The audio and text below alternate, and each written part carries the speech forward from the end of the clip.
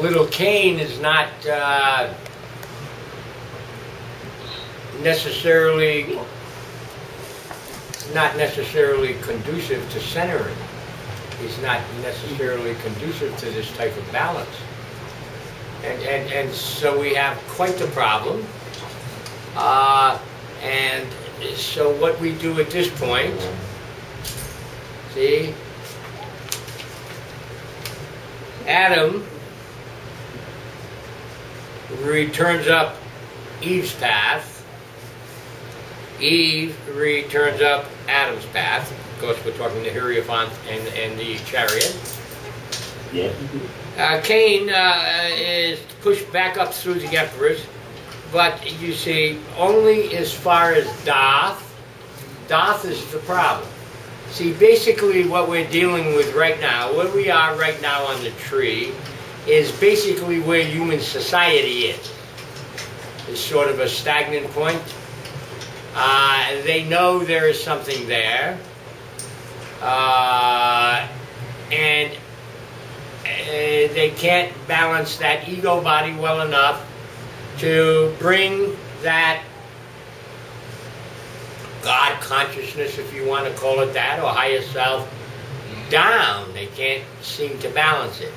Now, Adam and Eve are doing relatively well with it, but you run into that situation where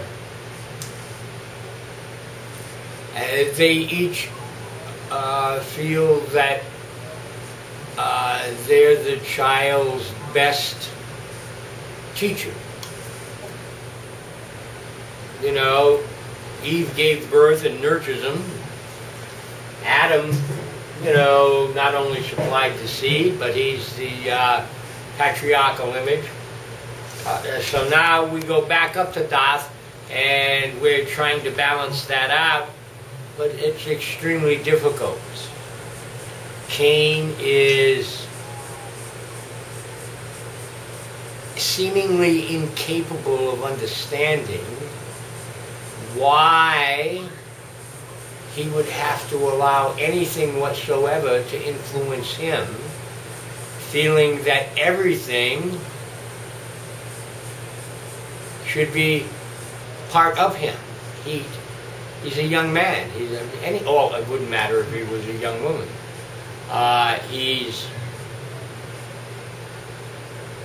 He can't accept even the existence of another consciousness. In his consciousness, his mother and father are a projection of him. They're not even potently individual themselves. And so we go up to Daath. We join together through the fuzziness of Daath. Eve comes in from the active side. Adam comes in from the passive side. We're together again with Cain in Daath. The three come down together. The three come down together. But they only come as far as the hermit. They only come as far. They do not come all the way to Tiphareth. Right. They stop at the cross line between Gebur and Gedula and experience the hermit. Remember, the hermit is the guiding light, but it's also a representation of fear if you need the light to do something that you don't need it for. If you carry it as a convenience or something, it can be a liability. And they stop on that line, and then move back and forth together, the three of them, between Gebura and Gedula, moving back and forth, trying to get that strong strength, mercy, peace concept into the child.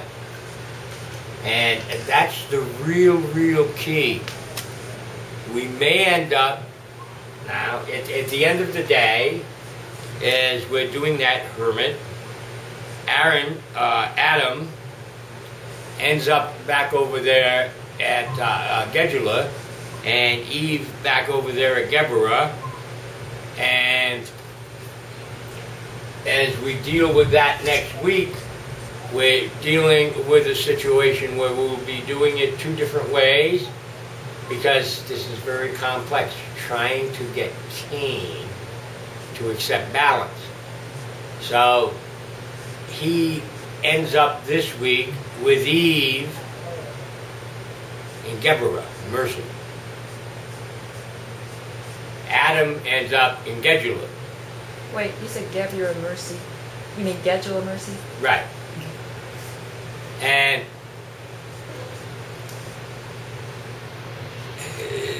we're going to attempt to bring him down into Tiphareth again.